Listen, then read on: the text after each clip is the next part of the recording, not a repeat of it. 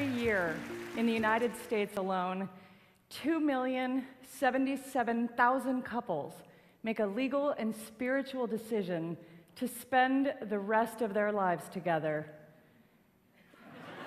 and not to have sex with anyone else, ever. He buys a ring, she buys a dress. They go shopping for all sorts of things. She takes him to Arthur Murray for ballroom dancing lessons. And the big day comes, and they'll stand before God and family and some guy her dad once did business with, and they'll vow that nothing, not abject poverty, not life-threatening illness, not complete and utter misery will ever put the tiniest damper on their eternal love and devotion. These optimistic young bastards promise to honor and cherish each other through hot flashes and midlife crises and a cumulative 50-pound weight gain until that far-off day when one of them is finally able to rest in peace. You know, because they can't hear the snoring anymore. And then they'll get stupid drunk and smash cake in each other's faces and do the Macarena, and we'll be there, showering them with towels and toasters and drinking their free booze and throwing birdseed at them every single time, even though we know, statistically, half of them will be divorced within a decade. Yeah. Of course, the other half won't, right? They'll keep forgetting anniversaries and arguing about where to spend holidays and debating which way the toilet paper should come off of the roll. And some of them will even still be enjoying each other's company when neither of them can chew solid food anymore. And researchers want to know why. I mean, look, it doesn't take a double-blind, placebo-controlled study to figure out what makes a marriage not work, right? Disrespect, boredom, too much time on Facebook, having sex with other people. But you can have the exact opposite of all of those things: respect, excitement, a broken internet connection, mind-numbing monogamy. And the thing still can go to hell in a handbasket. So, what's going on when it doesn't? What do the folks who make it all the way to side-by-side burial plots have in common? What are they doing right? What can we learn from them? And if you're still happily sleeping solo, why should you stop what you're doing and make it your life's work to find that one special person that you can annoy for the rest of your life? Well, researchers spend billions of your tax dollars trying to figure that out. They stalk blissful couples and they study their every move and mannerism, and they try to pinpoint what it is that sets them apart from their miserable neighbors and friends. And it turns out the success stories share a few similarities, actually beyond they don't have sex with other people. For instance, in the happiest marriages, the wife is thinner and better looking than the husband. It's obvious this leads, right? It's obvious that this leads to marital bliss because women, we care a great deal about being thin and good looking, whereas men mostly care about sex. Ideally, with women who are thinner and better looking than they are. The beauty of this research, though, is that no one is suggesting that women have to be thin to be happy. We just have to be thinner than our partners. So instead of all that laborious dieting and exercising, we just need to wait for them to get fat. Maybe bake a few pies.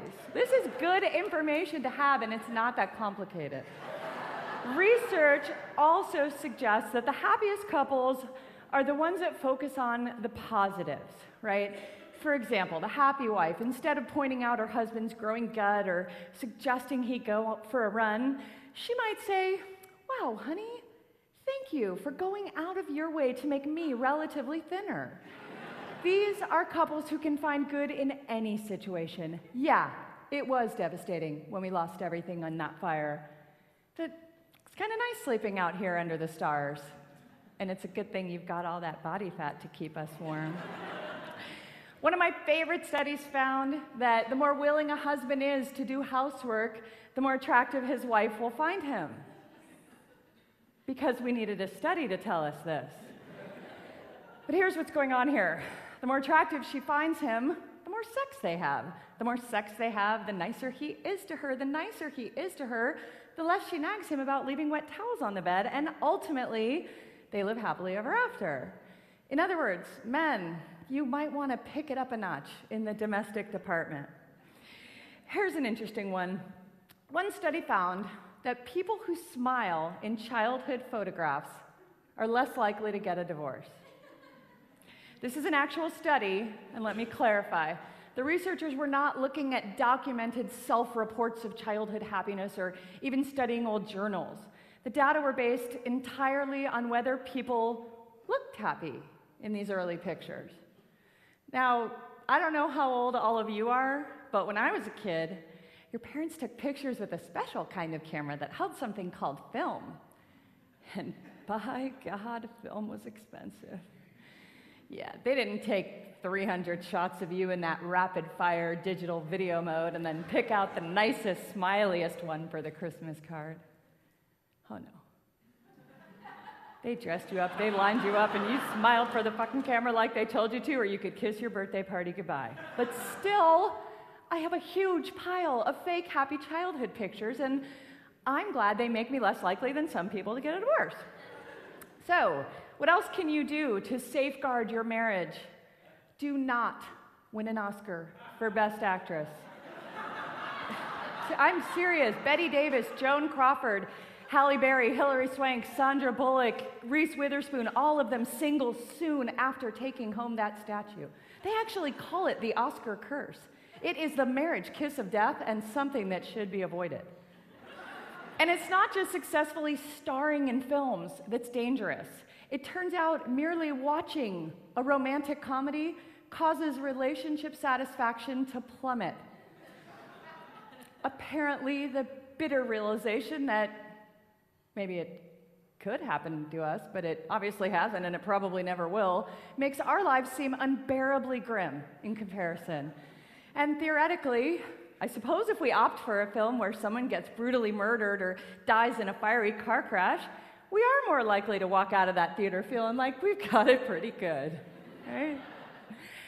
Drinking alcohol, it seems, bad for your marriage. Yeah. I can't tell you any more about that one because I stopped reading it at the headline. But here's a scary one. Divorce is contagious. That's right. When you have a close couple friend split up, it increases your chances of getting a divorce by 75%. Now, I have to say I don't get this one at all.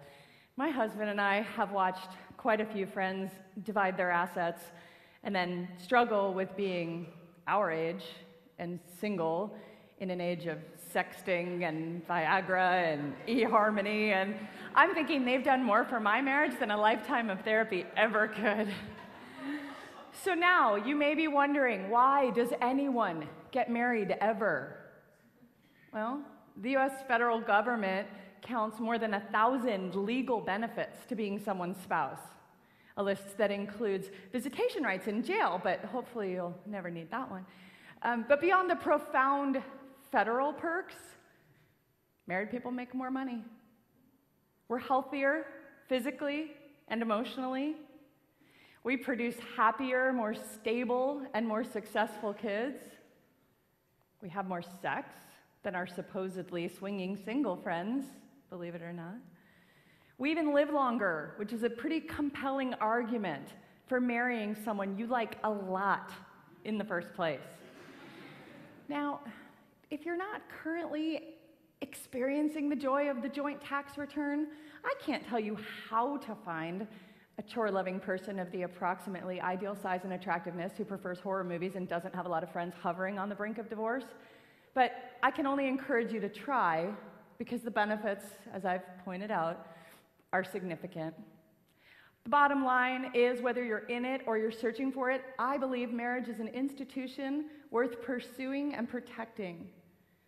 So I hope you'll use the information I've given you today to weigh your personal strengths against your own risk factors. For instance, in my marriage, I'd say I'm doing okay. On the one hand, I have a husband who's annoyingly lean and incredibly handsome, so I'm obviously going to need to fatten him up. And like I said, we have those divorced friends who may secretly or subconsciously be trying to break us up, so we have to keep an eye on that. And we do like a cocktail or two. On the other hand, I have the fake happy picture thing. And also, my husband does a lot around the house and would happily never see another romantic comedy as long as he lives. So I've got all those things going for me. But just in case, I plan to work extra hard to not win an Oscar anytime soon. And for the good of your relationships, I would encourage you to do the same. I'll see you at the bar. Olá, meu nome é Heverton, eu sou o curador desse canal e toda semana você tem um novo episódio. Ficou alguma dúvida? Quer sugerir um tema? Escreva aqui embaixo, se inscreva. E toda semana você será o primeiro a saber e vamos melhorar nossos relacionamentos ao redor do mundo. Até mais!